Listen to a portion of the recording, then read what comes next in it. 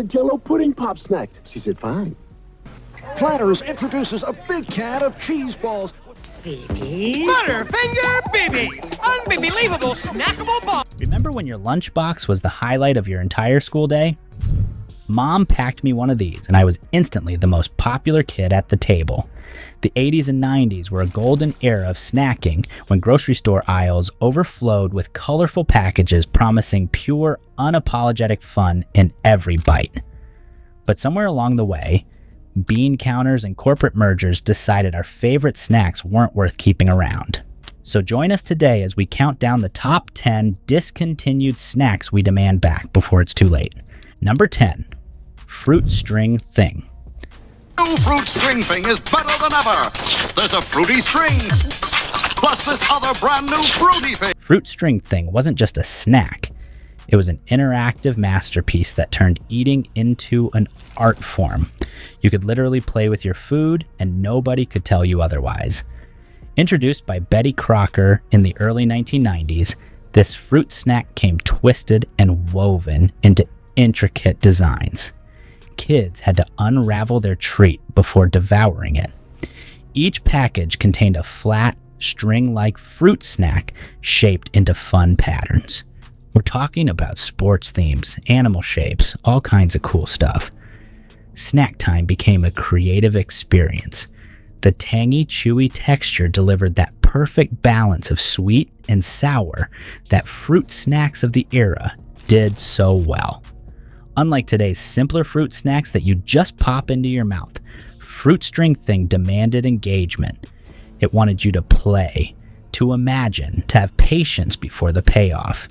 It quietly disappeared from shelves in the early 2000s. Fruit String Thing remains a cherished memory of when snacks were designed to spark joy, not just satisfy hunger. Number 9, Sodalicious. So delicious! Before gummy candies dominated every checkout aisle, Sodalicious offered something truly unique. The fizzy sensation of soda captured in a chewy, portable form. These little guys actually fizzed on your tongue. It was like magic. These Betty Crocker fruit snacks replicated the experience of drinking your favorite carbonated beverages, cola, orange soda, root beer, all without a single drop of liquid. Each piece delivered a subtle effervescence that tingled on the tongue. It felt almost scientific. Kids marveled at how a simple gummy could capture that signature soda pop sensation. They were perfect for lunches, road trips, and after-school treats. The variety of flavors meant every pouch was an adventure, and trading them on the playground was serious business. When they vanished from grocery stores, they left behind a fizzy-shaped hole in our hearts that no modern gummy has managed to fill. Number 8, Doritos 3D. Doritos 3D took the beloved tortilla chip and transformed it into something extraordinary.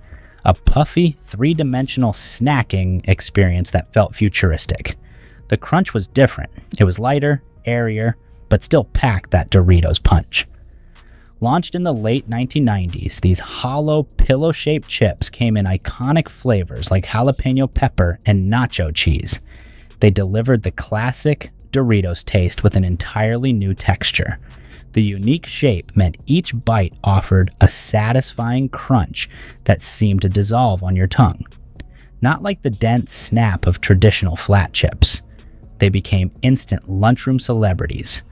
Those distinctive triangular tubes stood out among ordinary chip bags.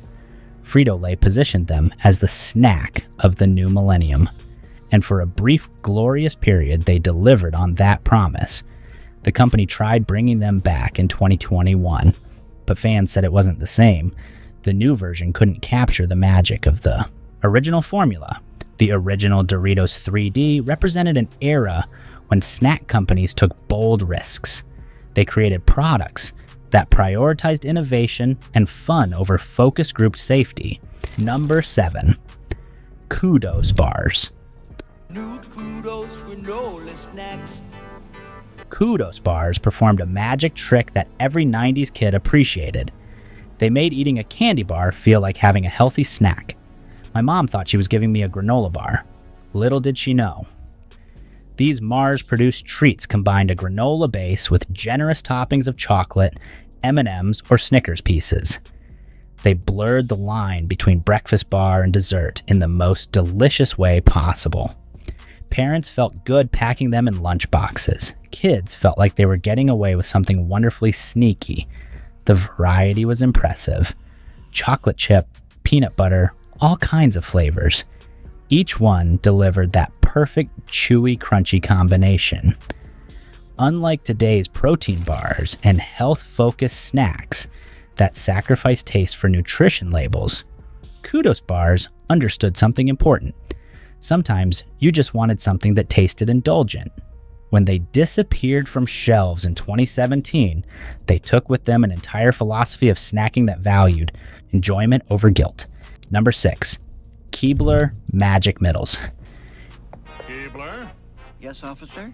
can you vouch for this elf? Well, Keebler Magic Middles were the cookies that kept a delicious secret. A hidden core of creamy filling that turned every bite into a surprise. You'd bite in expecting a regular cookie and suddenly, boom, chocolate fudge explosion. These shortbread cookies from the beloved Keebler elves concealed a center of either peanut butter or rich fudge. It remained invisible until that first magical bite. The contrast between the buttery, crumbly exterior and the smooth, creamy interior created a textural experience that modern cookies rarely attempt. Introduced in the late 1980s, they became an instant favorite. Kids and adults alike marveled at the engineering required to hide such generous filling inside a seemingly ordinary cookie. Each package promised the thrill of discovery. Snack time felt like a small daily adventure. Their discontinuation in the early 1990s remains one of the great snack tragedies. A reminder that sometimes the most magical products don't survive the harsh realities of production costs and market trends. Number 5, Planters Cheese Balls. Okay, go for the big one. Planters introduces a big can of cheese balls. The iconic blue canister of Planters. Cheese balls was a fixture at every party, family gathering, and movie night throughout the 80s and 90s. That satisfying pop when you opened the lid. You knew good times were coming. These perfectly round, intensely cheesy puffs delivered a melt-in-your-mouth experience that modern cheese snacks have never quite replicated. The original formula created a coating so flavorful that your fingers turned bright orange. That was a badge of honor every snacker wore proudly. Unlike the airy cheese puffs of today, Planters cheese balls had a density and crunch that made each ball feel substantial, satisfying. The resealable canister became part of the appeal. Though let's be honest, few canisters ever actually needed resealing since they rarely lasted beyond one sitting. When Planters discontinued them in the early 2000s, the outcry was immediate and sustained. Petitions popped up, social media campaigns demanded their return. Brief revivals have occurred, but fans insist the new versions lack the magic of the original recipe. Number 4, Butterfinger BBs. Butterfinger BBs! Unbelievable snackable ball! Butterfinger BBs took everything great about the classic candy bar and transformed it into perfectly poppable, bite-sized pieces of crispity, crunchity perfection. You could just pour these into your mouth. No unwrapping, no mess, pure Butterfinger bliss. Introduced in the early 1990s with Bart Simpson as their spokesperson, these small spheres of Butterfinger goodness became synonymous with 90s snack culture. Each BB delivered that signature peanut butter crunch coated in chocolate, but the smaller format intensified the flavors into concentrated bursts of sweetness. They were perfect for sharing at the movies, sneaking during class, or pouring directly from the bag into your eager mouth. The marketing campaign featuring Bart's iconic catchphrase made them feel rebellious and cool, the candy of choice for kids who wanted edge with their sugar. Their discontinuation in 2006 left a void that Butterfinger bites have attempted but failed to fill. Sometimes, the original format is irreplaceable. Number 3, Jell-O Pudding Pops. It's a Jell-O pudding pop snack. She said, fine. Jell-O Pudding Pops weren't just frozen treats. They were creamy, rich indulgences that occupied a special place between ice cream and something entirely more sophisticated. The commercials made these famous, but the taste made them legendary. Introduced in 1979, these frozen pudding bears delivered a texture unlike any other frozen treat, denser than ice cream, smoother than popsicle, bursting with authentic pudding flavor. The chocolate variety became the undisputed champion, though vanilla and swirl versions had their devoted followers. Summer afternoons in the 80s and 90s meant racing to the freezer, grabbing a pudding pop, letting it slowly melt while savoring every creamy bite. The unique texture came from the pudding base. It froze differently than traditional ice cream, created something that felt more substantial and satisfying. None have captured the exact magic of the original formula. Millions of fans are still dreaming of that perfect frozen pudding texture. Number 2, Dunkaroos. Dunkaroos, Dunkaroos. New Dunkaroos cookie and frosting snack. You don't just eat your Dunkaroos. Dunkaroos transformed snack time into an interactive experience. Every kid had the power to customize their perfect cookie to frosting ratio. You had 2 types of kids, the ones who rationed the frosting and the ones who ran out by cookie 3.